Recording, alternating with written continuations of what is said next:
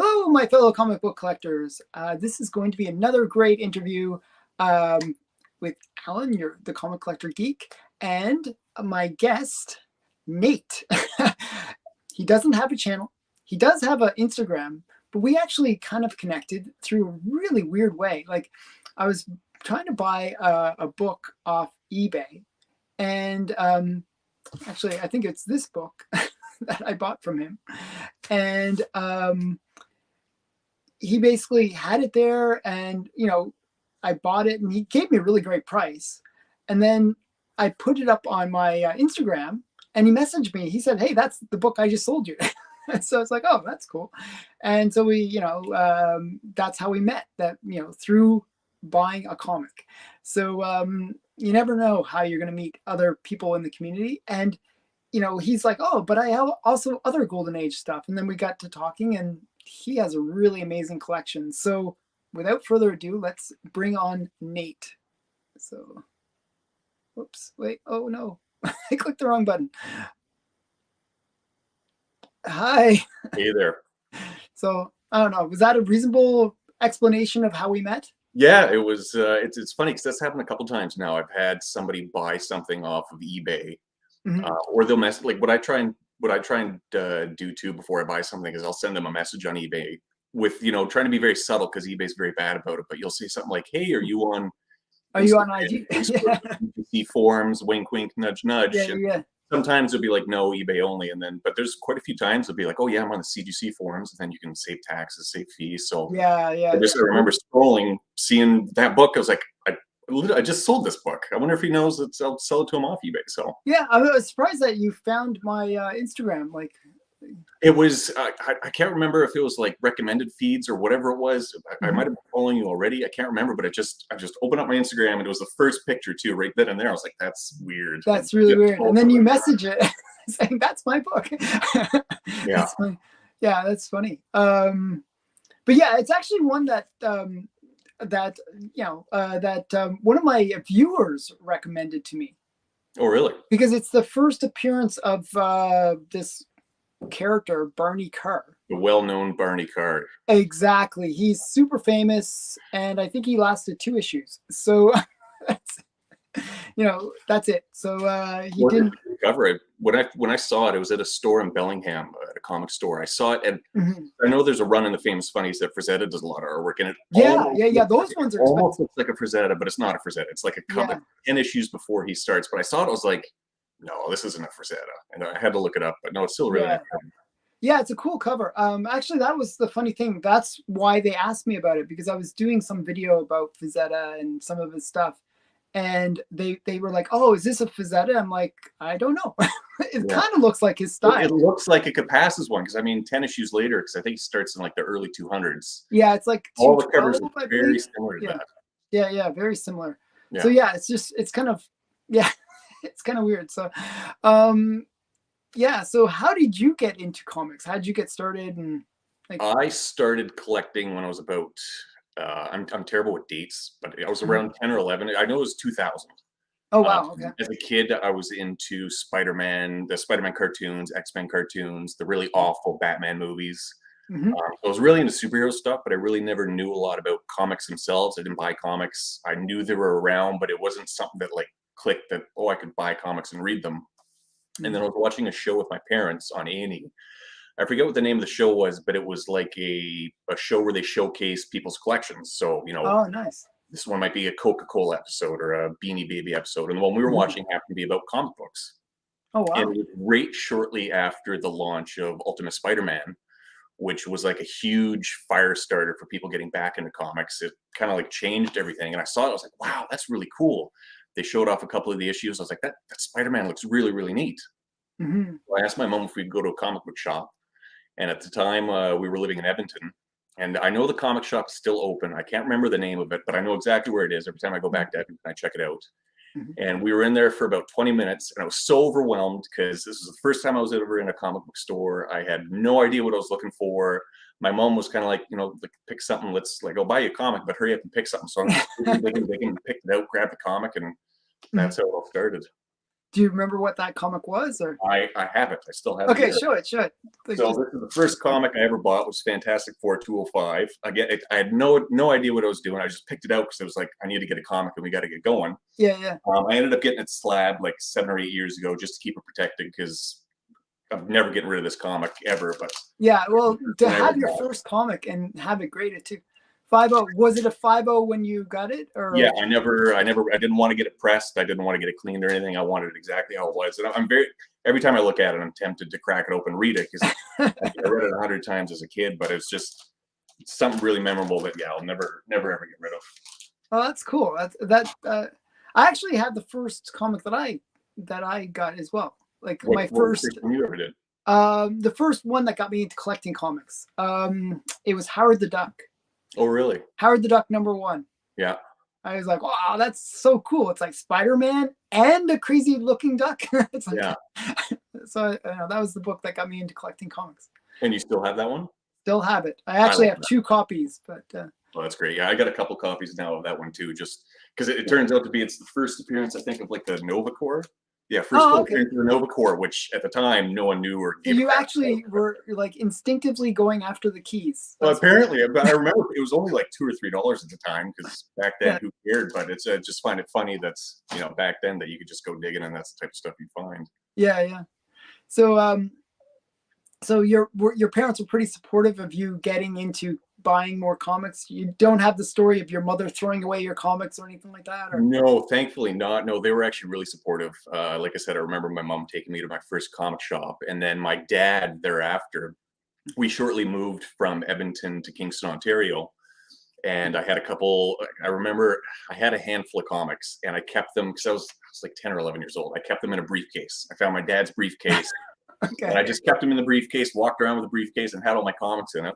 Mhm. And I'd pick up an issue here or there if we went to like a thrift store or to a flea market or whatever. So to start off, I didn't have too many. But then when we got to Kingston, there was this small little bookstore near me. Mhm. I think it was literally called the bookstore or the bookshop or something like Okay. that. But there was a small Okay. little comic section and he had a subscription box. So my dad said he would open up one for me and he would get me issues of Ultimate Spider-Man. Because at that point, I think it was only around issue 13 or 14. Okay. So he opened up my first box for me. I would do chores. He would get me comics. Mhm. And that kept going for years. I mean, even after I moved out, he was still buying me comic books and he'd mail me like, care packages once I moved out and I was all Oh, on my nice. own. There's a whole bunch of issues of, some Spider-Man or X-Men comics and stuff like that. So Oh, yeah, they've been really supportive. wow, that's really great. So how did you get into Golden Age comics? Oh man. So yeah, Golden Age comics, it's almost like I was destined to have comics in my life because Mhm. what ended up happening was my older sister ended up marrying a guy whose brother. So he's not my brother-in-law, but he's basically my brother-in-law. Okay. His name's Thor. He's on Instagram. I think it's Alberta Collection. Mhm. He's a huge comic guy, massive. Okay. He got me into Sodi. He got me into Golden Age. He got me Oh, into nice. Canadian Prince. Mostly everything that I know about comics, non-superhero related, I learned from him. Mhm. So we would go to shows or I'd visit him and he'd show me all this amazing stuff and be like, I just, at the time, I thought it was just superhero stuff. I didn't know all this other stuff was really cool and it was out there. So Mhm. I really credit him to opening my eyes into I the see this filter other in the stuff. comic world. And I blame him for the massive amounts of debt and empty wallet that I had Yeah, exactly. because of Golden Age stuff. It's not Yeah, cheap by any means. Golden Age is not necessarily the most accessible or cheap. No, it's not accessible. It's not cheap. It's frustrating. You can never find it. It's a deep, Yeah, dark black hole, but I love it. yeah. So just for the viewers that are watching, there's a special thing about what's going on with your shirt. You know. Yes, this is this is Crimes by Women. Hmm. As you can see back, I mean, I got these back up here too, but it's my favorite Golden Age series. Yeah, and that's actually one of the issues that I have. That's the one from Yes, the Seduction of the Innocent. yeah, this one's number 3. This one's featured in Sodi, which I got my copy.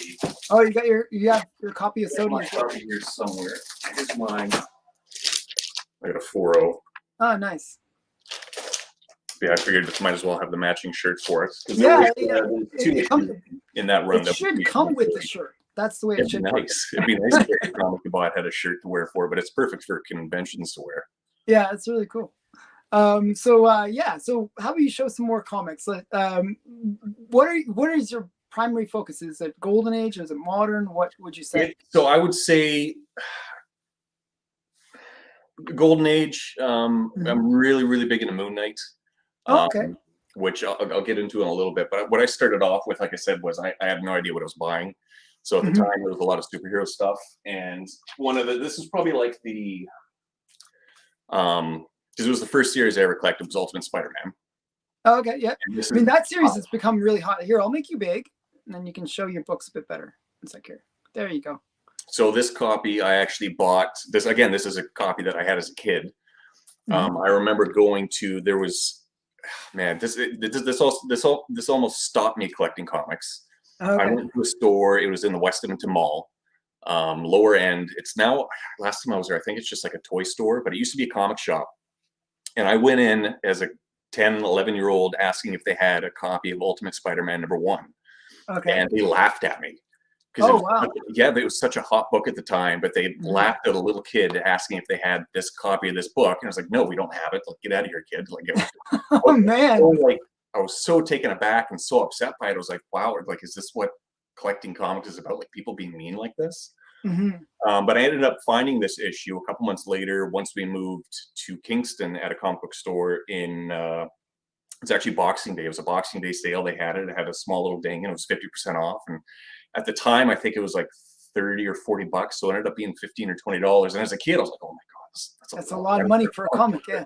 It's #1. I got to have it. So I still have my raw copy. And I'm glad to say that I also got a 9/8, which for whatever reason, I'm trying to hide the glare here. It's hard to find these in a 9/8.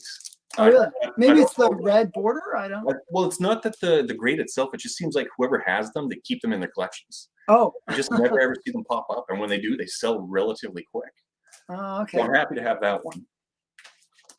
After Ultimate Spider-Man, I started, again, it was still superhero stuff, a lot of X-Men stuff, because as a kid, I really loved the animated series X-Men. And my favorite superhero, he was my all-time favorite superhero. It's since changed to Moon Knight. Okay. But Gambit has always been I love Gambit too.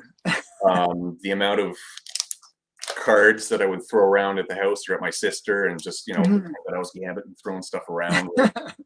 He was such a cool character, always going after women with a cool accent. He just seemed like a total badass back then. So I was always drawn to him as a kid. Yeah, I liked the X-Men series. It was fun. So yeah, I still collect a lot of Gambit stuff, especially when I've been trying to go after a lot of sketches. I really love sketch books, sketch covers, and stuff like that. So I picked this one up a couple months ago. It's a really nice. Oh, nice. Sketch. There we go, by Joe Rubenstein. Oh, wow. Unfortunately, a lot of these big artists don't come to Canada, or at least the Canadian convention. So you had to buy that already slabbed? And, yeah, exactly that. Or I'll try and find. There's actually a lot of people that will facilitate signings and sketches. I'm a little hesitant to do it because I don't want to send somebody $400 and hope that they, get me the right sketch or get the right autograph or whatever it is. And what I like about buying them already sketched too is you can actually pick out, what sketch you actually like, opposed to, I don't know if you saw recently, there was a guy at a convention got a sketch of Wolverine by Romita Jr. and it was an awful sketch. It was all over the internet. It almost hit in notoriety, just like the Angry Girlfriend Amazing Spider-Man 14. I don't know if you've ever seen that one. No, I haven't seen it. No. So there's a guy who had a copy of Amazing Spider-Man 14, and his girlfriend broke up with him.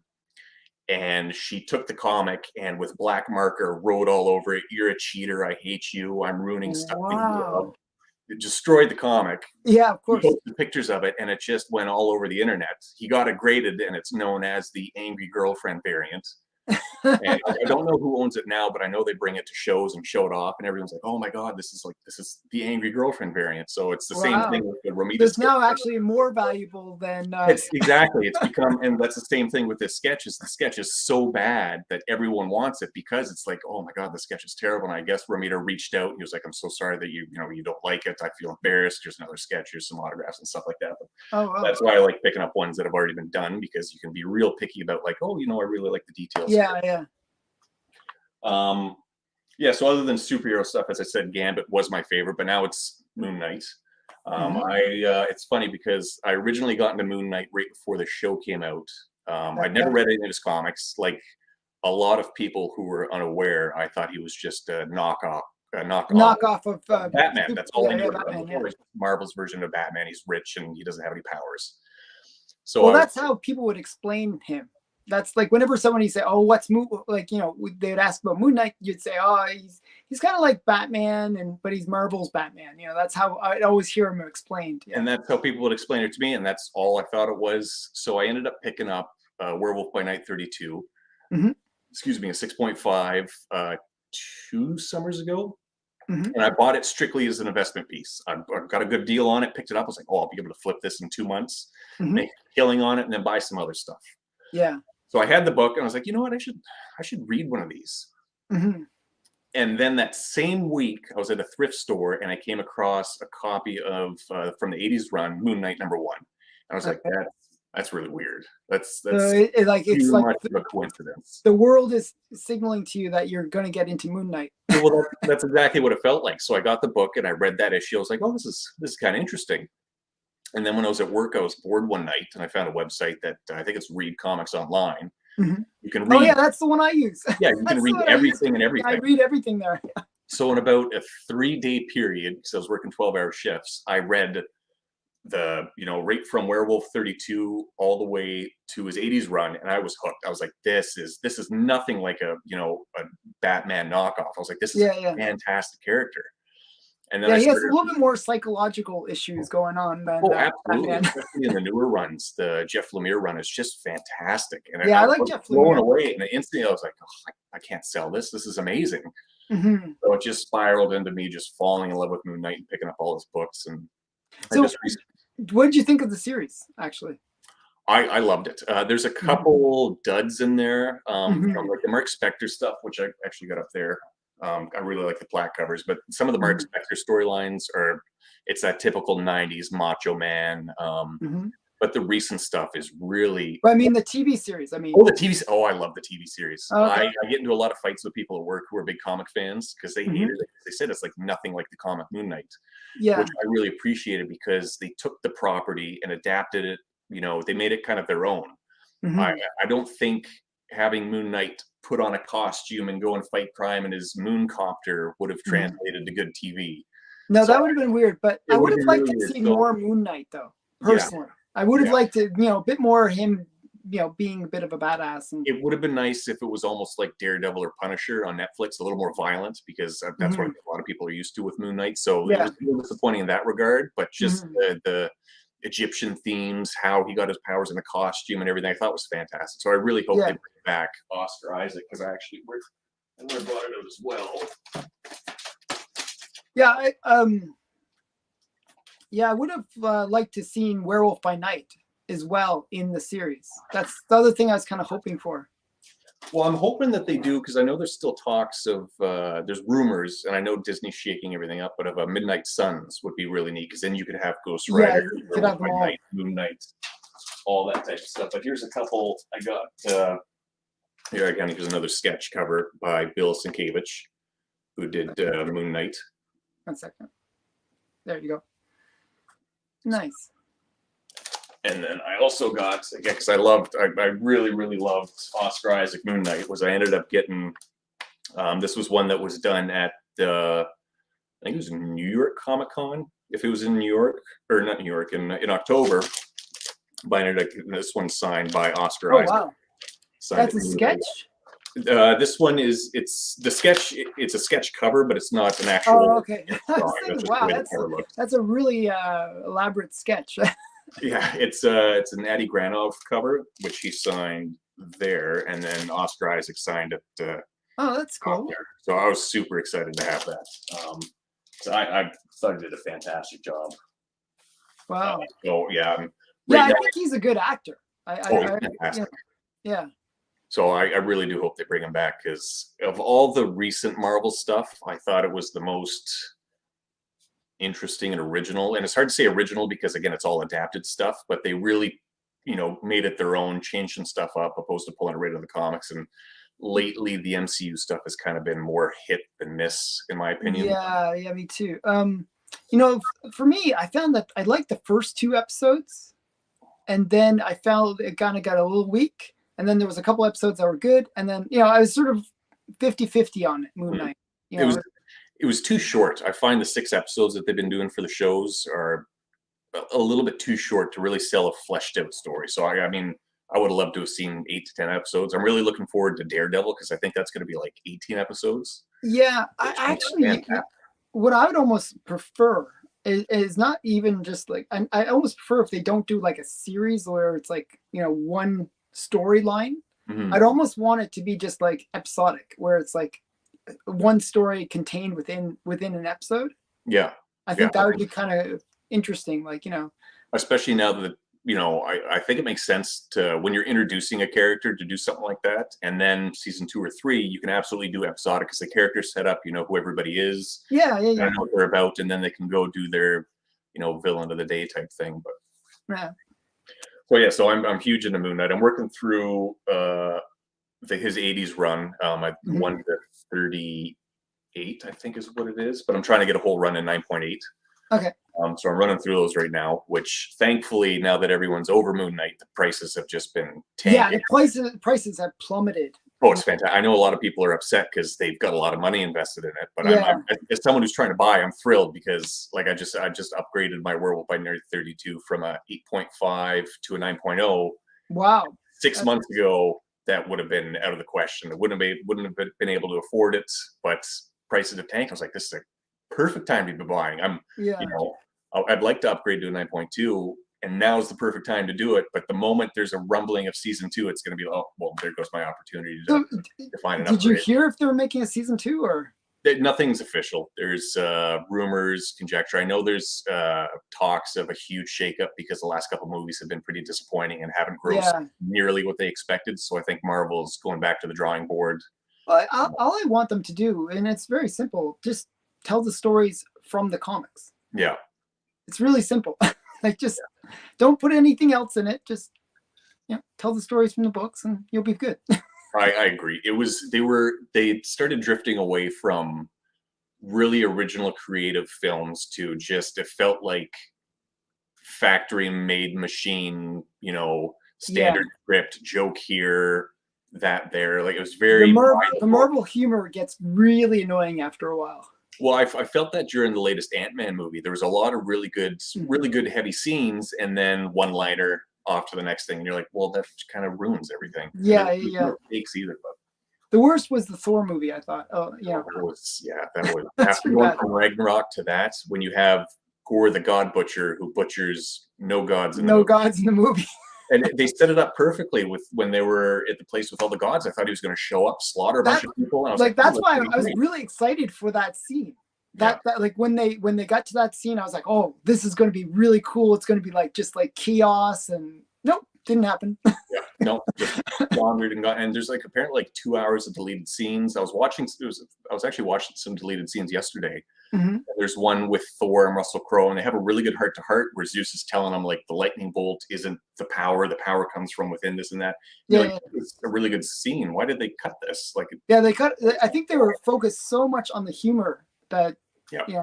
yeah, they I, won. Yeah, I think it's the Taika Waititi effect, where I think when he did Ragnarok, he was kind of held back a bit, hmm which actually worked because if he goes too much, it just becomes like a mess. yeah, I agree. So hopefully they can figure some stuff out and come out with some quality movies again because it's getting a little stale.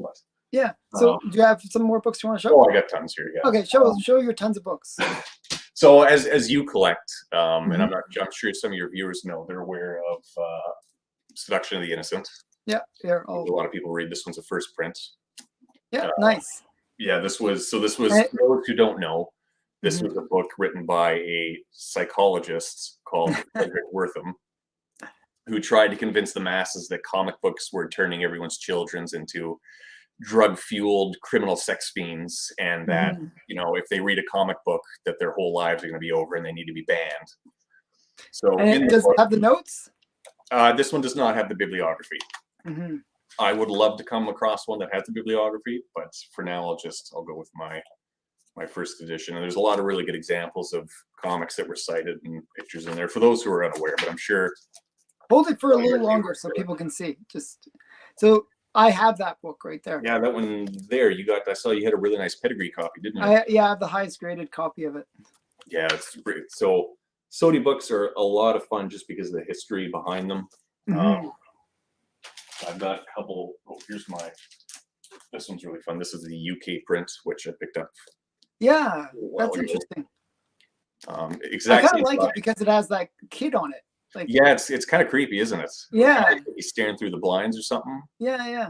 And this was the one and only print in the UK. Again, no bibliography, but and for those who are wondering, so the very first print of these books came with a bibliography in the back that featured all the different publishers that Worth mentioned.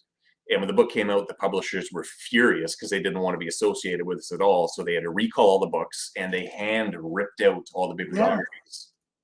So the ones that survived were ones that didn't get recalled, and they've been circulating with the actual 2-page bibliography in the back, but most of them have been ripped out. And I've got my Sodi collection isn't too extensive because I mean, you can find some nice cheap ones out there, but there's a lot of ones that are quite pricey. I'm sure as you know, trying to find them, especially when it comes to Golden Age, when there's some notoriety of the cover, they get more and more expensive. Like, well, I think this is a cover that everybody knows. Crime and Suspense Stories. Oh, that's a really nice copy. And a 4.0. But any of those big, well-known covers, people are just after, and they get harder and harder to find because once they go in someone's collection, it just seems like they never leave. Especially when it comes to Sodi stuff. I find the only time people sell their Sodi stuff is once they've upgraded something and they get rid of their undercopy. Yeah. But I mean, there was a lot of really interesting stuff that were mentioned in Sodi, and I probably won't be able to remember everything. So I tried to pick out some stuff that I thought you might be. Yeah, that's really neat. So one of them I have is, so there was a couple, as you know, giveaway books that were featured in Sodi. One of them, which you would get by buying a loaf of bread, which was the Hopalong Mad Butcher. Yeah, the Mad Butcher. Yeah, and Mad Berber. Yeah, Mad Berber. Yeah, so I forget. I can't remember. Like, it'd be nice if I could remember each. Like, oh, this one was. Oh, it's because of the Mad Berber. Oh yeah. Oh, that's right. Yeah, because on the so you can see. I think what it was because there was blood. Yeah, it's the idea that this crazy Berber. Yeah. Another one I got, which I thought you'd like, is Public Enemies. Oh, that's nice. What's nice about this one is this one's a double cover. Oh wow. The inside is usually it's funny with double covers. Usually the outside is the cover that's really destroyed, and then the one on the inside is like nice and pristine. This one's totally vice versa. The outside cover looks quite nice. And then the cover on the inside, someone. Oh wow! Yeah, someone went to town on it, but almost looks like a remainder copy inside. It's weird. I've never seen one with damage on the inside and then the outside looks nice. But yeah, I think I bought this one not knowing it was a double cover. It just showed up and I looked in the inside. I was like, oh wow. I don't have any double covers in my collection. They're few and far between, but I know some people that are real diehard about their double covers. Getting them, yeah. I got one more. This is, man, I was super happy to find this one. This was I got this on the CGC forums. Every now and then I'll put on there wanting to buy or looking for in search of crimes by women, because I can't go to my local comic shop and sort through the crimes by women bin. So I had one up there, and a guy contacted me saying he had one. It was the double cover, and it was number 54, which nice. So the regular run goes from 1 to 15 with Fox features, and then Fox kind of got shut down, and then this is by MS Publisher. They published a bunch of random issues. So this was their one and only Crimes by Women that they did, and the double cover is, so the first cover on the outside is a 5.0 and the inside is a 6.5. Yeah. So those are my two double covers. Not something I ever actively go after, but I mean, when you come across one, they're pretty darn cool. Bonus.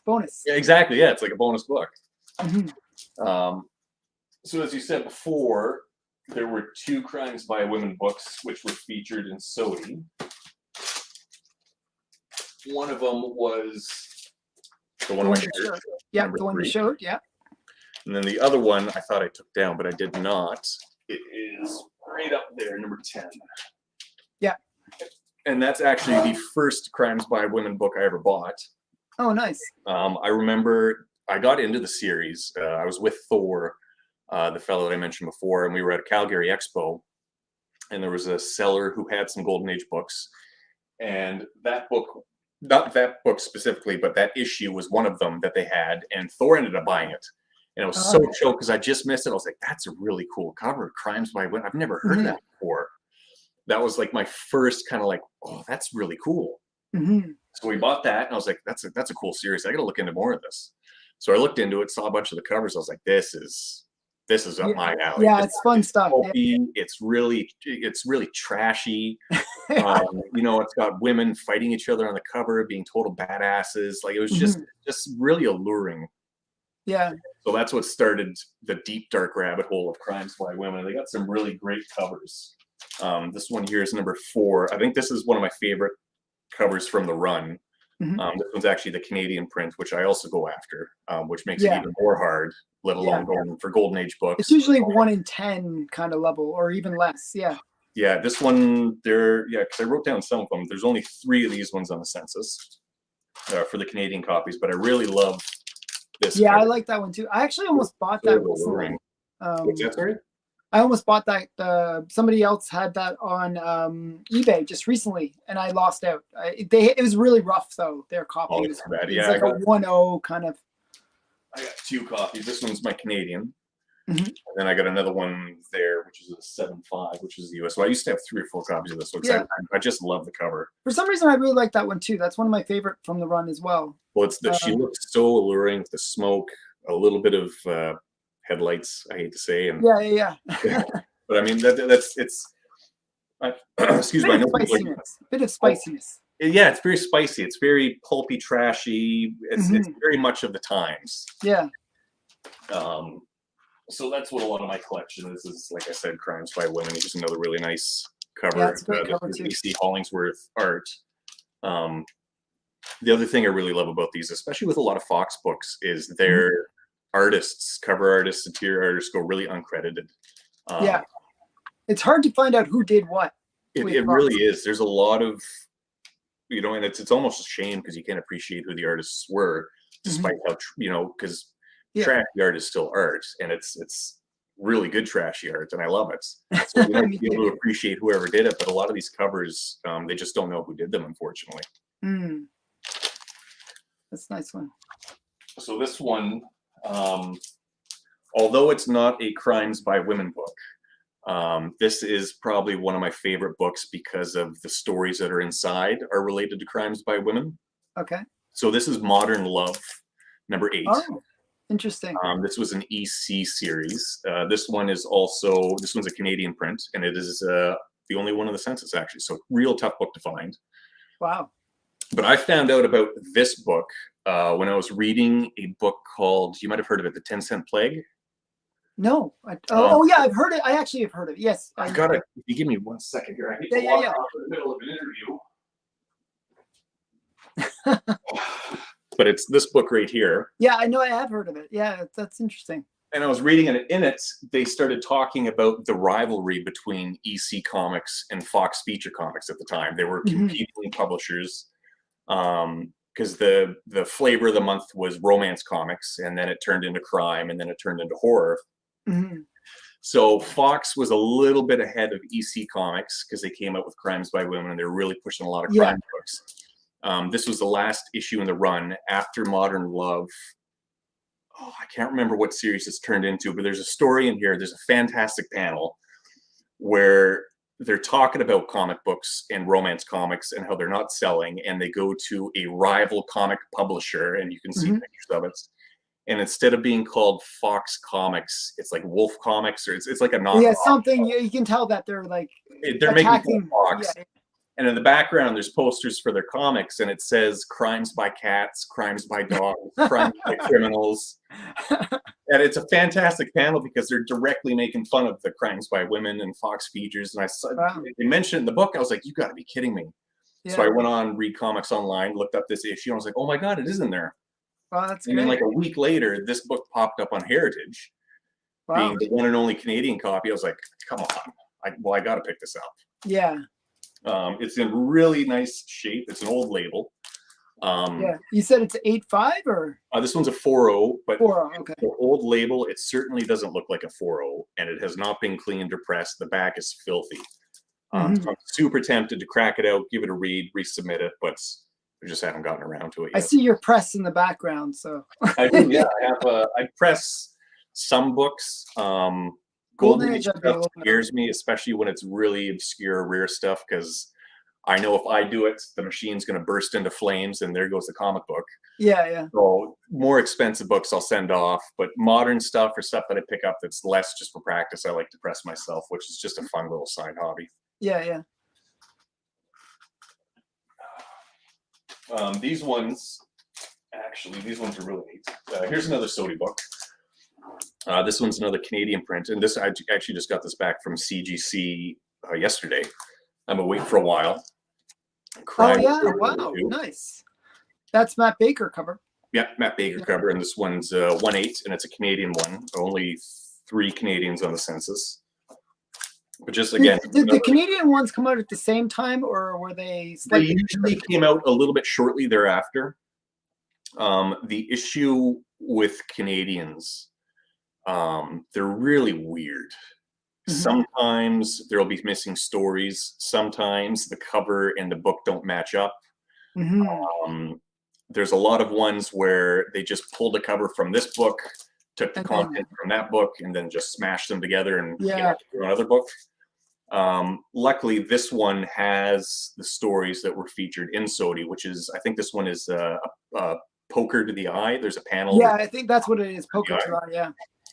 So I was excited to pick this up in a Canadian, because anytime I could find a Sodi book that's also a Canadian print and has whatever historical story or mention that was in Seduction, this, and I like picking it up. Yeah, yeah. Mostly because I know Thor likes them too, so I can use them as trade. But a little bit of competition between us, but it's also just another really great Golden Age cover. Yeah, that's one of my favorite, actually. Yeah. So a really cool book to have. And like her hand's actually getting shot, it looks like, you know. Oh yeah, I didn't notice that. You never noticed that? No, yeah, because it's so faint you can see the. Yeah, like when I first when I first got it, I thought somebody had put a pen mark on my copy. Yeah, and then I was like, oh, she's getting shot in the hand. That's a good catch. That's really neat. I think I have. I don't know if I have any more other Sodis that I pulled out. Here's another one.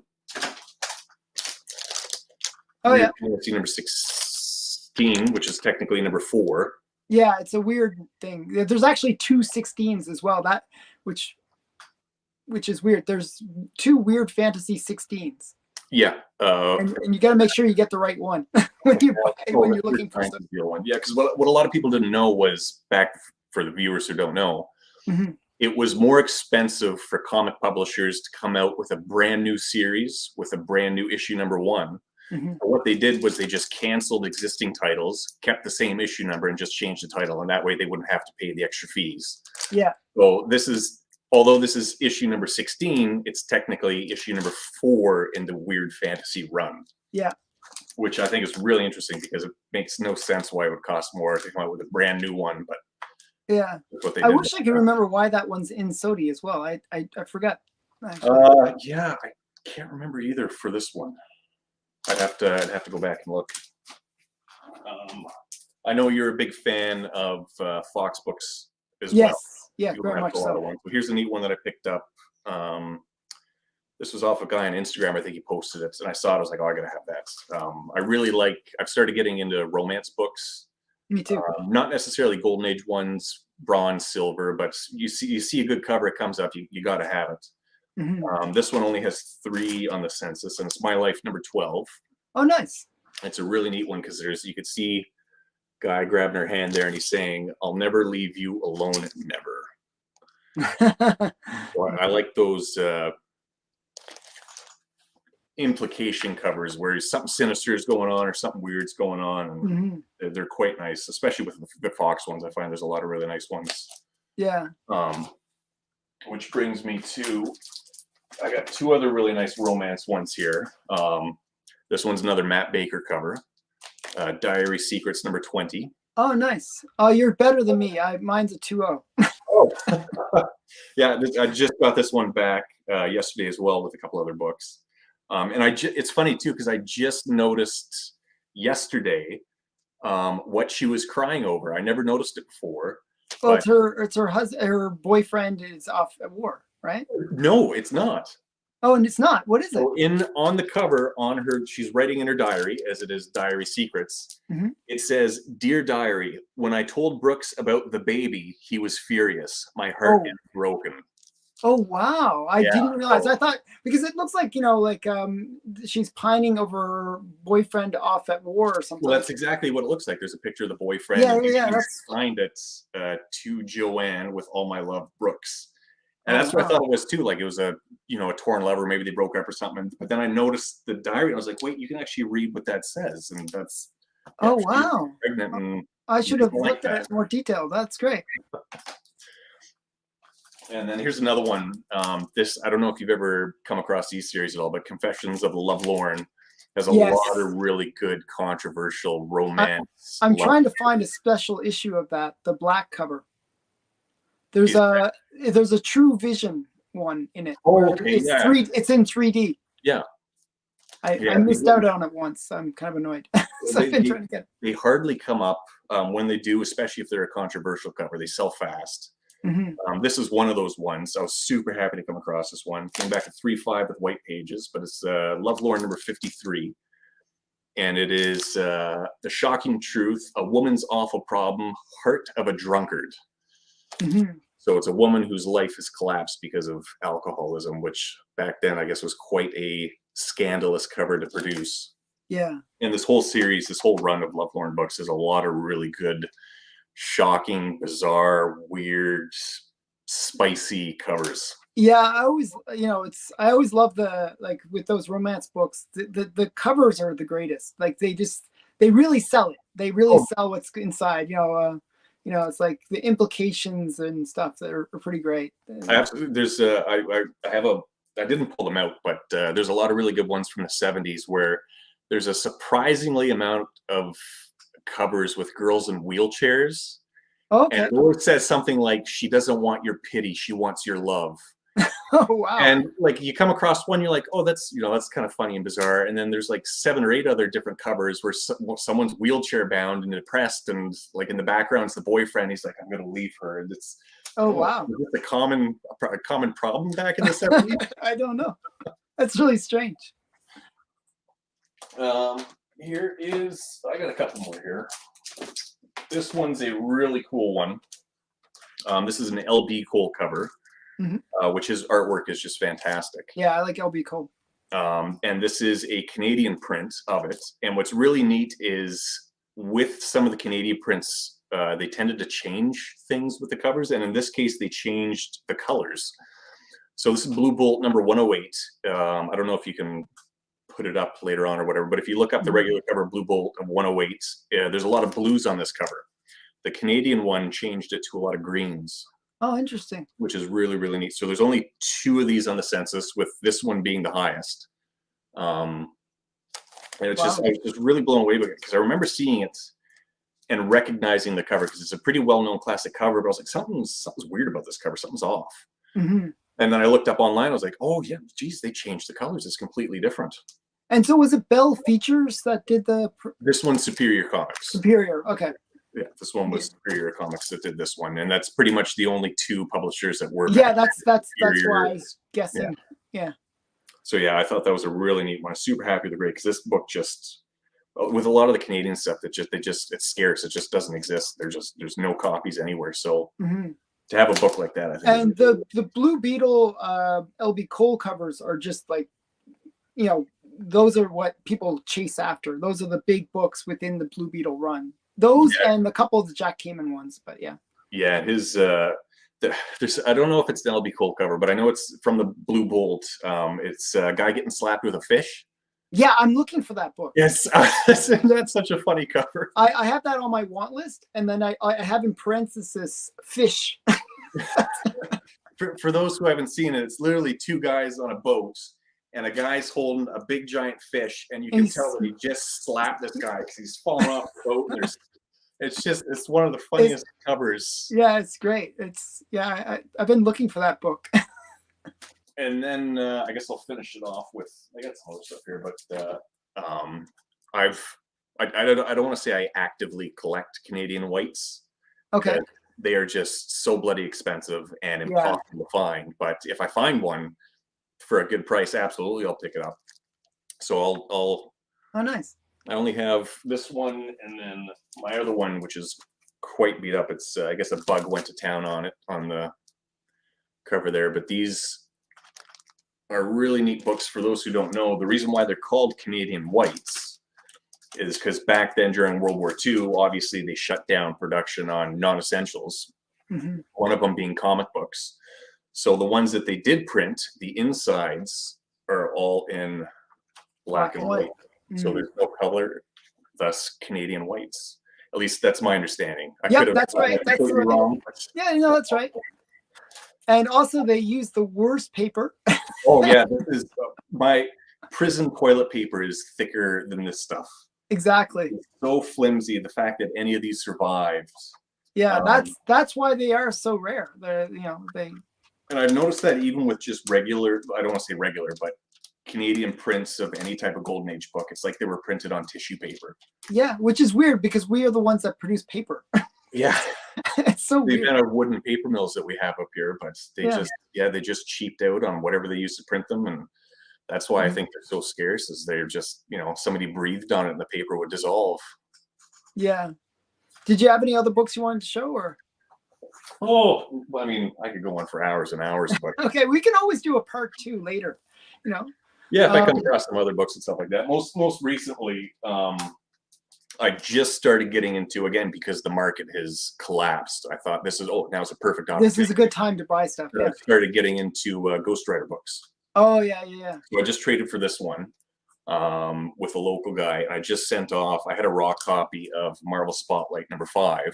And yesterday I just sent that off to CGC. But now that his, everything's coming down, it's like, oh, these copies are finally becoming affordable. That if you're looking for Marvel Bronze Age keys, now's the time to buy. Really cheap. The market is just bottomed out. It's great. It's I feel bad for the people who bought 2 years ago because a Werewolf by Night 32 and a 9.0 2 years ago was like $8,000-9,000. Now you can pick it up for $3,000 if you're lucky. Yeah, I sort of bought at the right time. I bought just before the hype, like where it kind of went crazy.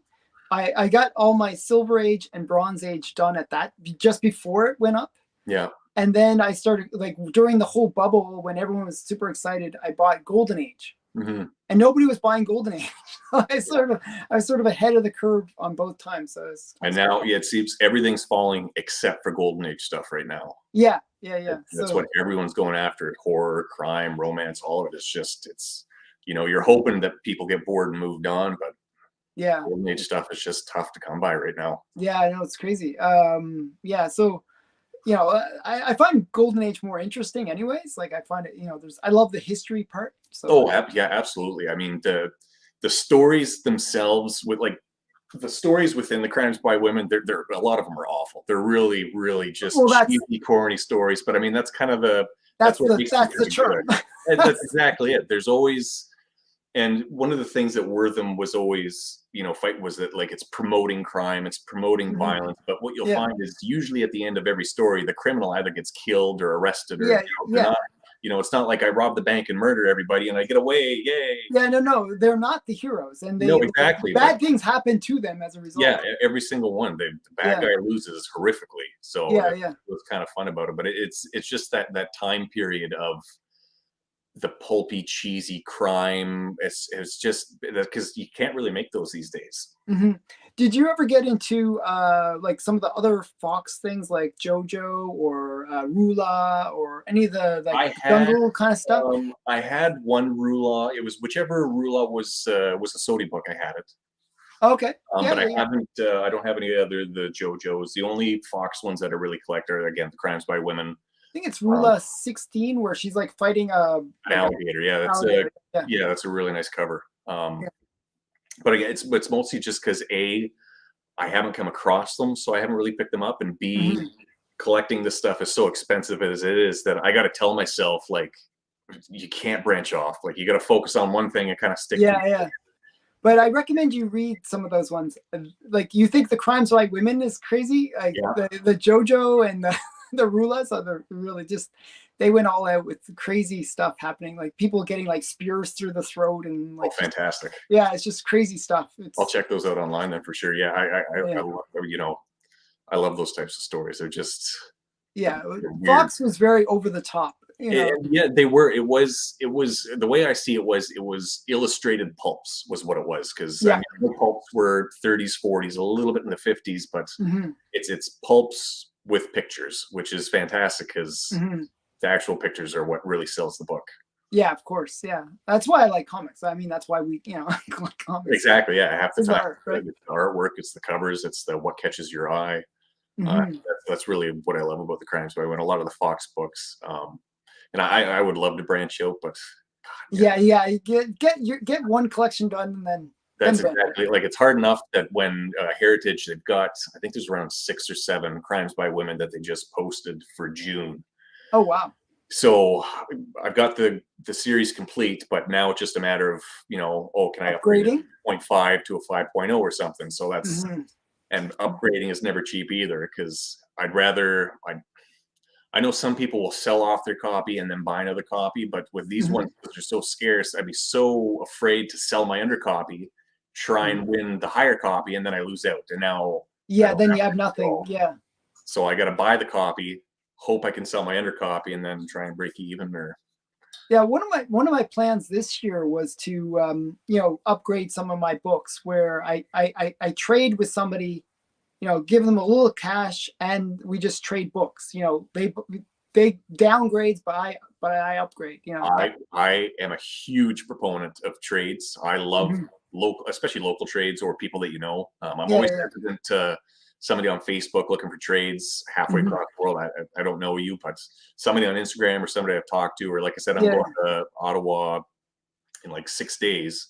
I know you're going to be like 10 minutes away from where I'm actually staying. So yeah, yeah. So if you I got any books you're interested, maybe we we can we talk might do a trade. part two where you come in.